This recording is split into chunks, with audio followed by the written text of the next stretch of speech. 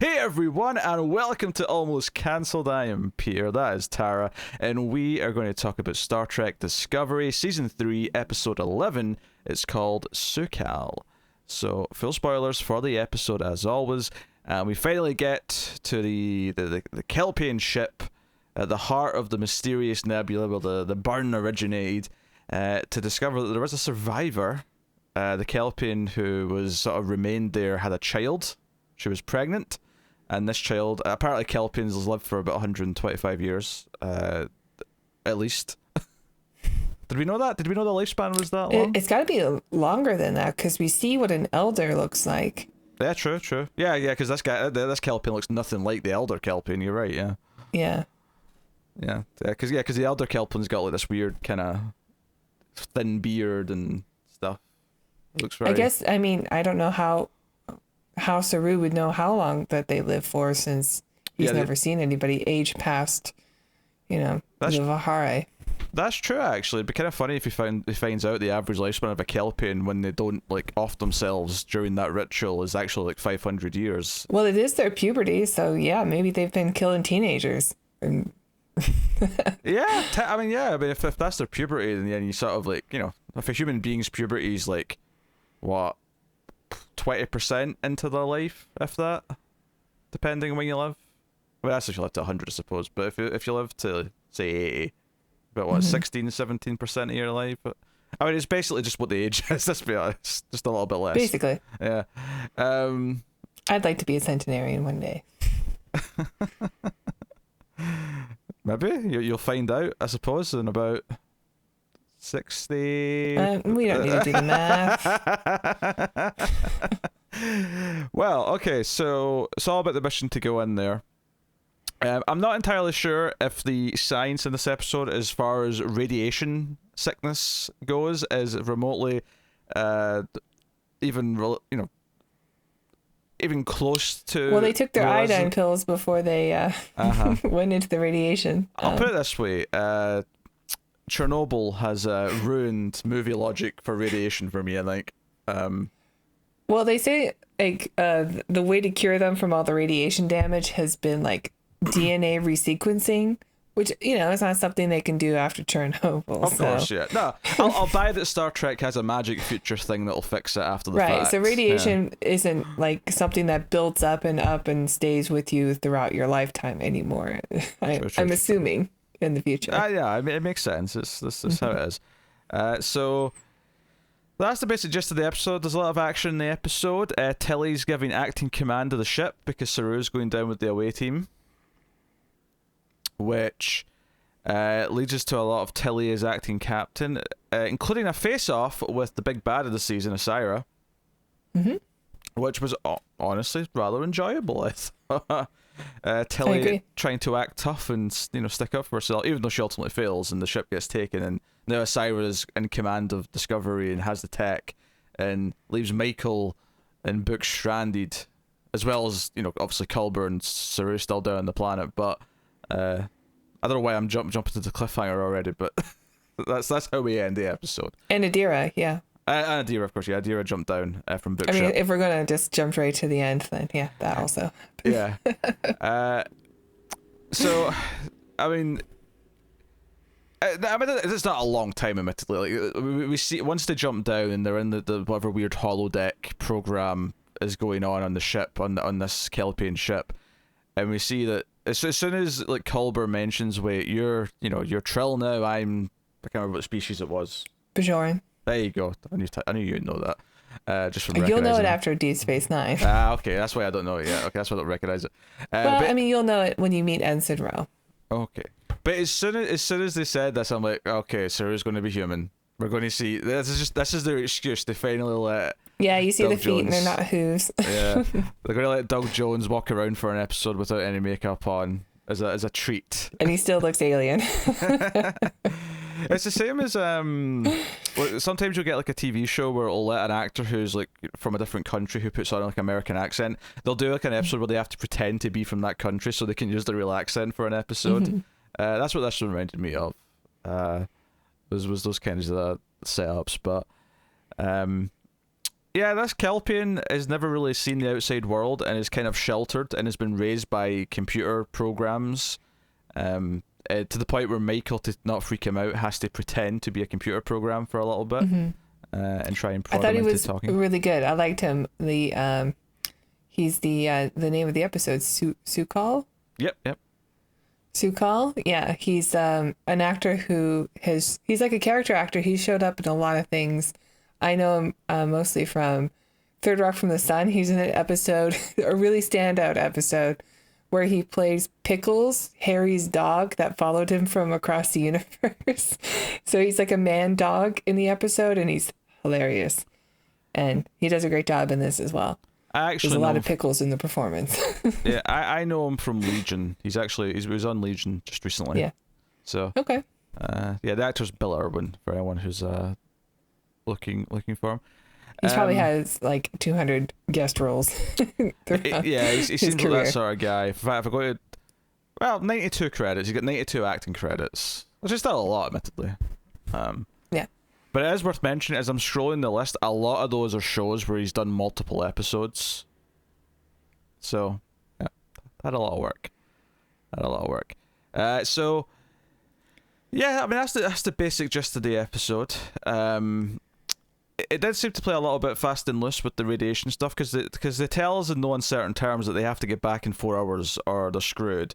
But then at the end of the episode, when Saru and Culber are saying they're going to stay to try and like help, because clearly this Sukal seemed to have caused the burn, not by intentionally, of course, but this planet he's kind of next to is like nothing but dilithium. So some sort of thing he did back then caused the burn, and it almost happened again. Like the readings were starting to spike and whatever else. And they stay back and they're like, okay, we've got a day. Yeah, if you don't come back in a day to save us, then there's no point. So I mean, that's good as a ticking time clock, but it does like, okay, but I thought it was like 4 hours earlier. You're kind of stretching this out a little bit in a way that felt a little bit, movie Hollywood logic. I don't know. Like maybe it holds up on another viewing, but yeah, they definitely said 4 hours, and they said they would have medication, which they don't have because it disappears when they beam in. It might be manifesting itself as something else, but it is not on them currently where they can take it safely. Yeah, because that was the other thing is that, but before they jump the away team in, they can't go through the storm because there's too much radiation. And Book takes his ship because his ship's smaller, and I don't really understand how that like helps with the radiation. But I think it's more just that his ship is also newer. Maybe So- I'll accept that. Yeah, more shielding. So it has better shielding, and it's mostly just he's looking for a pocket to where the Discovery can Jump to. spore right into. And so so that's what his purpose was just to find that.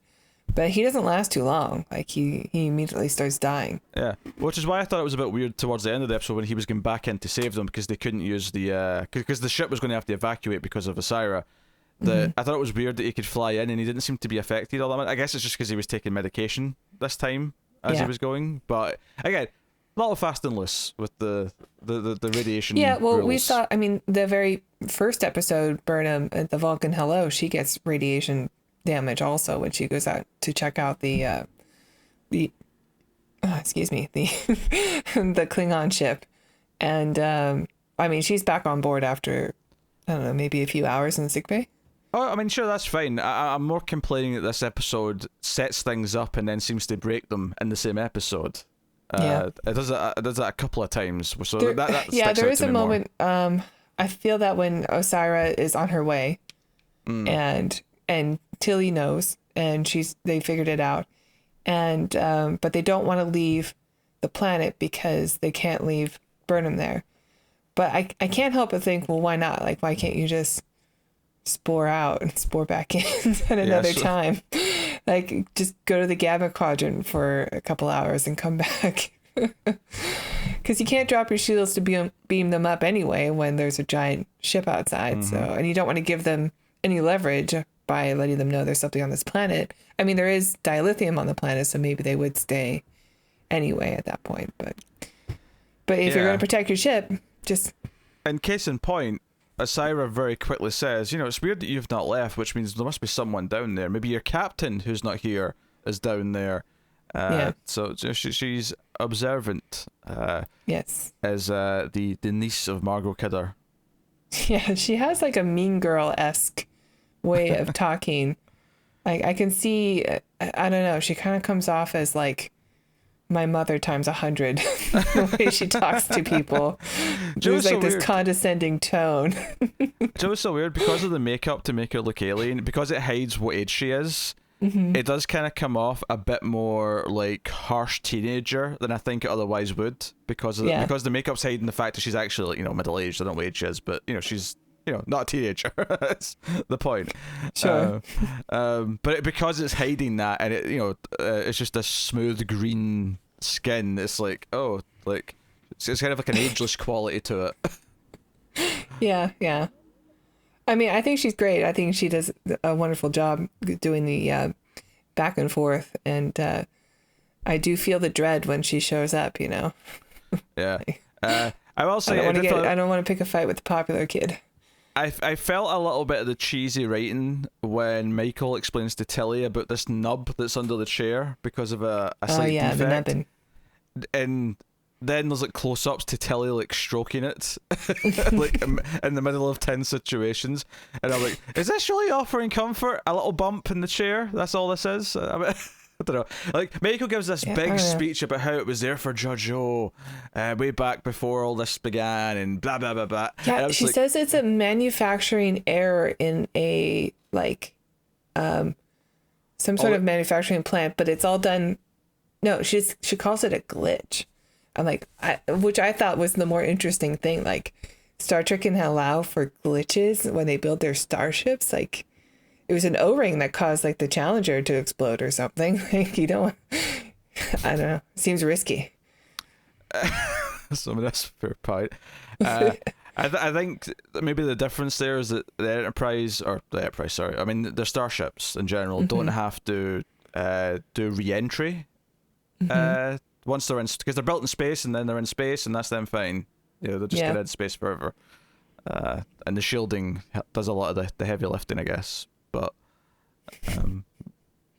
hey, re-entries. I mean, I say that in the J.J. Abrams movie, they did build the Enterprise on Earth, but the general impression I get from every other Star Trek thing is that the starships are built in space at space stations, and it makes the most sense. It does make the most sense. In fact, it makes me wonder how the hell did they launch that in the J.J. Abrams movie? How did they launch the Enterprise into space from there? Impulse power. Straight up. I mean, it looks a lot bigger and heavier than a rocket ship. Especially when you consider a rocket ship, most of what you see when it's launching is actually just mostly the rocket fuel thing that's propelling it. The actual ship part's quite small comparatively to the rest of the thing that's launching from the launch pad. But anyway, we're not here to nitpick J.J. Abrams' Star Trek movie. We're here to talk about Kelpians and because there's some more things teased with the Su'Kal, because even the name Su'Kal is a name you give after a tragedy. The idea that this new child will be the beginning of better fortune.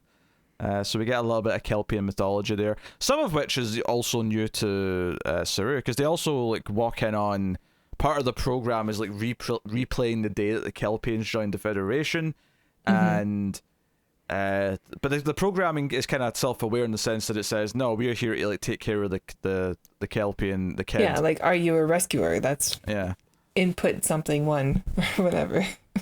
Yeah, I like the detail of the uniforms, because the color of the uniforms is very much like it would be something from the 70s if Discovery came out earlier, and there was, we go through a time jump and the uniforms change. I don't know. It had that 70s like oxblood red. I liked it. But Discovery is meant to be from before the 60s in our context. It's true. So if anything, the uniform. Well, we don't know when the Kelpians joined. Like, we don't know when this time is. Oh no, we don't. But it would be much later than anything else we've ever seen in Star Trek. So if anything, it should be at a more advanced thing from whatever we saw. I mean, what's the furthest thing in the timeline before, like Nemesis? Yeah, I guess it's true. Yeah. But again, it's long enough after that it could be completely different. I mean, I'm not nitpicking it. They almost have like the motion picture looking uniforms, but with like the TNG red on the top, and then they had the oval insignia. Yeah, that crappy oval that they've introduced this season, I don't like. Oh, I don't mind it. It's the same with the bat symbol. It looks better without the oval. It's my harsh stance on this. But don't you need the yellow? The yellow No, it's oval meant to in be order to be. stealthy. What Yeah, does the but big he needs yellow a target part? so people shoot at his chest, right? Isn't that the whole point? That's what Robin's for. That's why he's bright and colourful. No wonder he went through so many of those. So, I mean, I'm joking, but that actually is kind of true. Robin's meant to be a distraction. He's meant to be like the colourful, loud distraction, so Batman can be ninja and. Yeah, shoot at the kid, not me. I mean, when you put it like that, it sounds a little bit psychotic, but but yeah. So, but we have to talk about this. I don't know if we call it a monster per se, but there's this like presence, this being that seems tied to the child. Like they try to approach it. Like Michael approaches it first. Saru seems to have a little bit of better luck and seems to understand it a little bit better. Did you quite get what they were saying this was? I just know that it is a projection from Su'Kal. Yeah. Because when he gets upset, that's when it's released.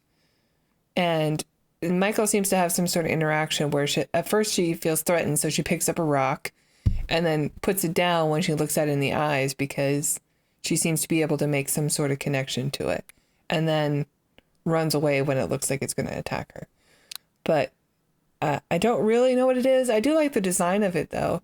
I think it makes sense to have something a little more Ba'u-looking-ish, just because of the history of their species. Like, it would make sense that that's the thing that they would fear. So I like the design. Looks real cool. I think I like the idea of this being who's never met another living creature of any kind. So everything's been a simulation, everything's been a program, and the idea that he's excited to find a new program when Michael pretends to be one. He's like, "Oh, a new program." It's like, that's probably my favorite part actually in the episode. Because he says, like, I mean, what you're trying to teach me feels obsolete because the outside's probably dead, which again is interesting in itself that he thinks that. But he's like, you know what? I'm so excited to hear something new. That just go on, continue. I know, a new program and such a pretty program too.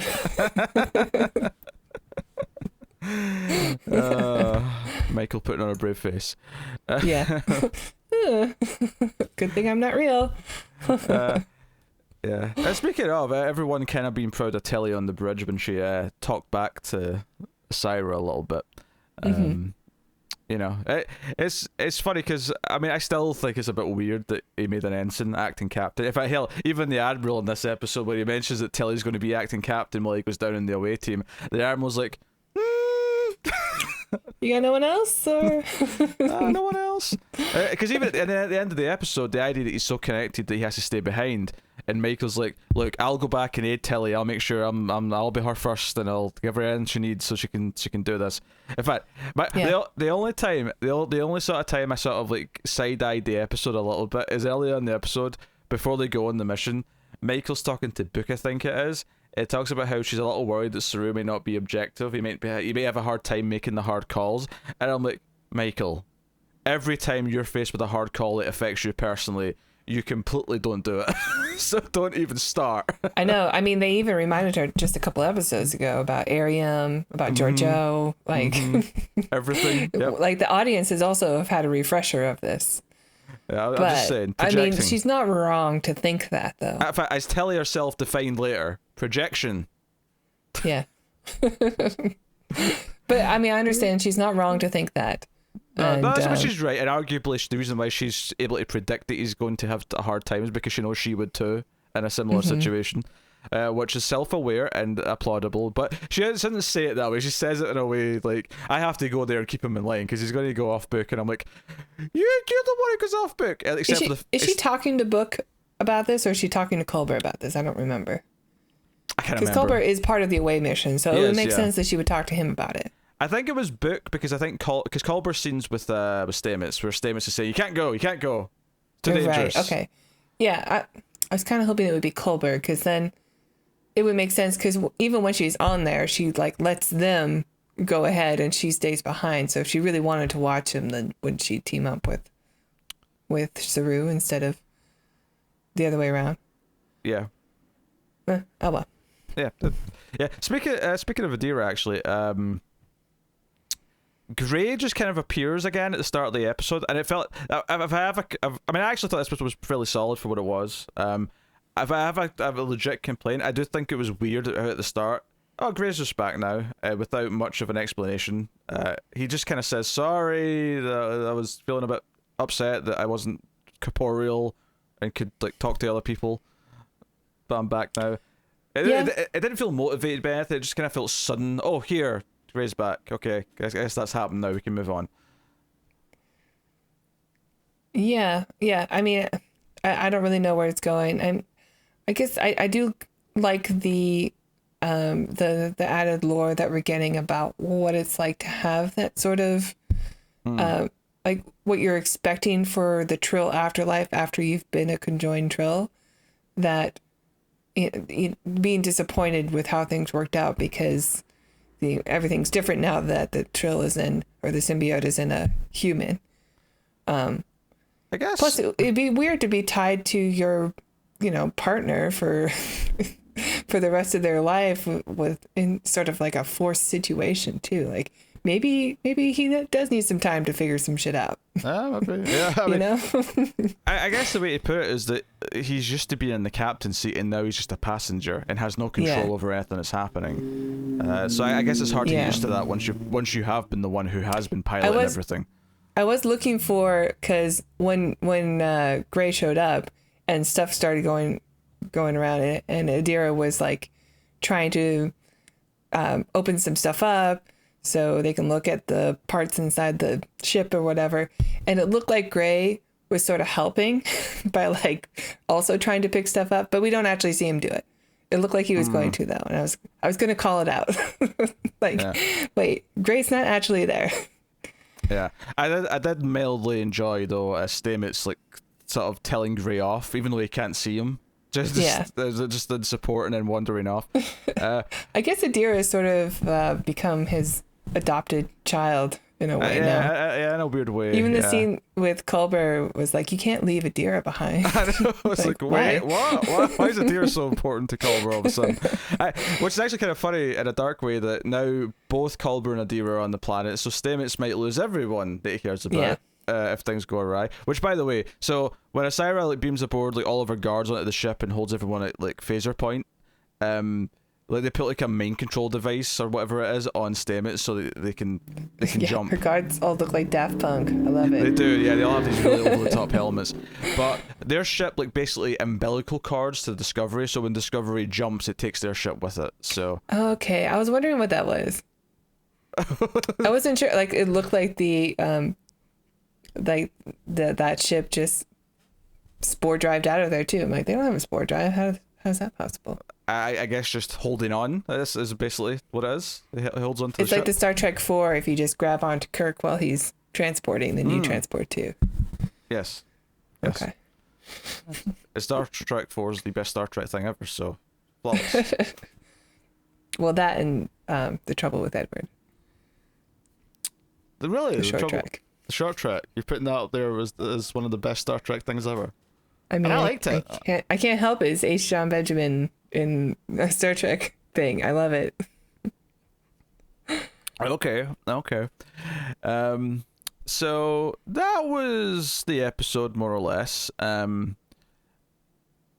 was so. I mean, honestly, I think the season's bounced back a little bit in that I don't think it's lived up to the potential I was feeling in the first three, but I do think the two-parter onwards, it feels like it's regained a little bit of like a solid footing, so that it's just at least enjoyable now, and it's not because I think there was a middle portion there where I was really upset with the episodes, and I was really kind of either bored or just annoyed at what it was doing. Yeah.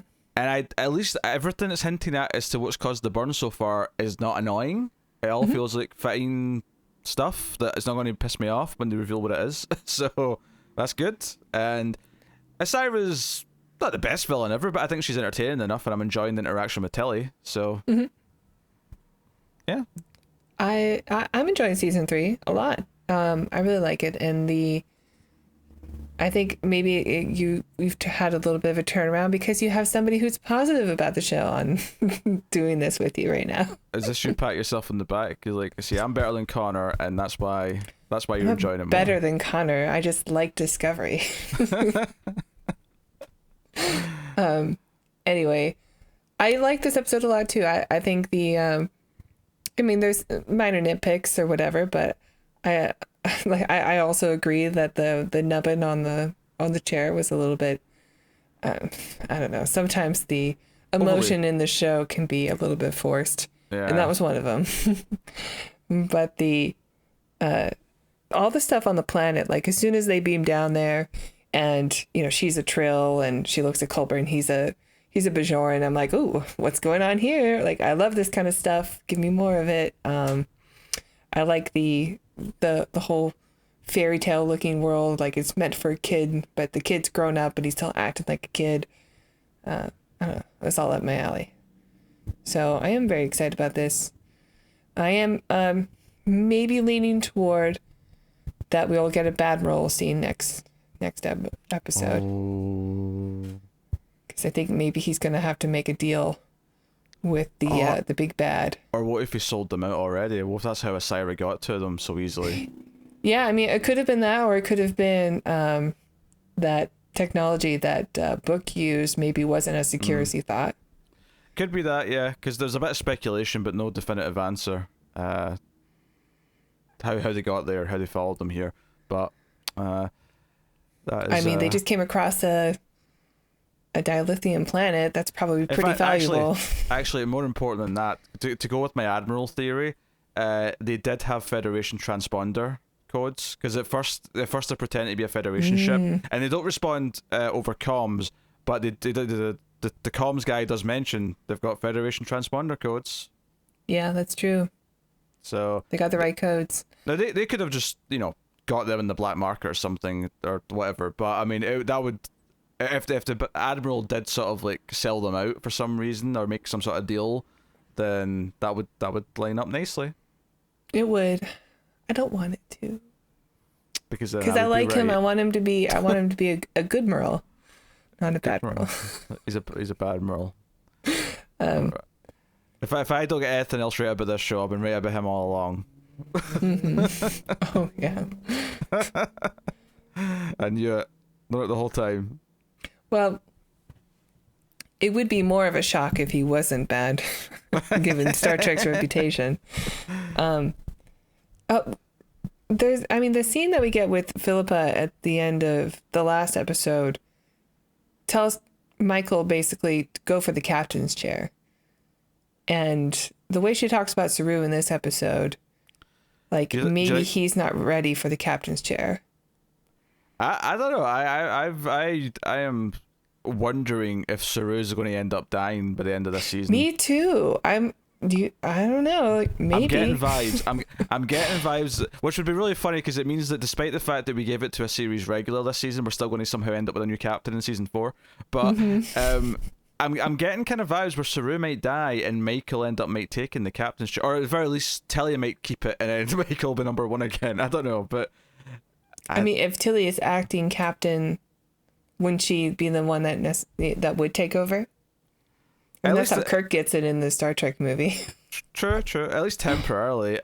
But given that they've been sort of teasing her wanting to be in command, and then giving her these moments in this episode where everyone's kind of respecting her doing it, I wouldn't be. I mean, I'm not saying it's a dead cert, but I would not be shocked if their game plan here is to kill off Saru, give him a big send off. Maybe because Doug Jones, wants to stop having to wear makeup for so long. That's been his whole career. I don't understand why that would be the case. Okay, because he's like 60 Whatever now. job he gets next, he's gonna have to wear makeup. He's getting old, right? He wants to hang up the latex prosthetic bits and pieces. Anyway, so I could see them doing a thing where they kill him off, and the reason why they've been doing all this Tilly stuff is because they want us to buy that she will transition to be actually being the captain, which it would be entertaining. I'd still always say it was a bit of a hard sell to believe that she would be fast tracked like this, but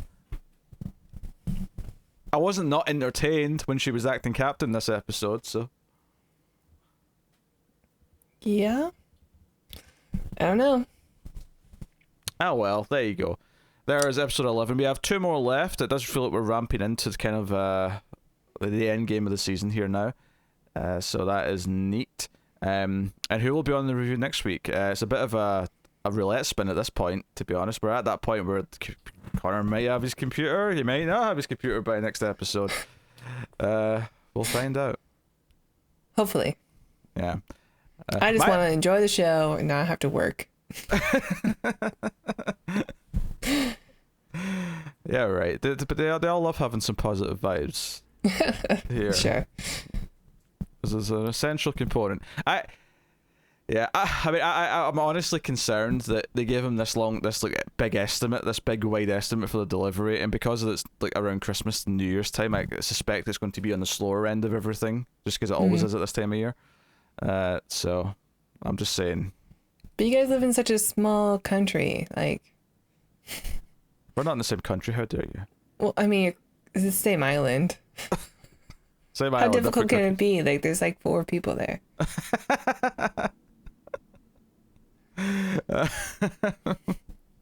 But we'll see. We'll see. It's a toss of the coin. Because we're getting to the time that he should theoretically be getting it soon. But so if he's back, he's back, and if he's not, it'll be Tara once again. But either way, we'll see you next week for the penultimate episode of the season. So you can let us know what you thought of the episode in the comments. You can like and subscribe. Liking is super important on the YouTubes. Helps us out a lot. YouTube will recommend us out a little bit more if you do so. So thank you and please. I'm just trying to think if there's anything else before I make you do the Patreon. No, that's it. Go on. If you enjoy the reviews, please check out our Patreon page. Okay, you know what? I feel bad now. Do you want me to do it? Yeah. Okay, you go to patreon.com/MailFuzzTV. You can support us for as little as $1 per month, and you can get some bonuses for your trouble, and you get a bunch of stuff. So go and do that. But yeah, that's us. Oh, yours is so much shorter than mine. I don't do it as long on the TV episode stuff, just because like it's more frequent. But Okay. But don't let me stop you from doing your full speech every time. But anyway, that is us. So thank you once again for watching or listening. We always appreciate it. Keep watching TV.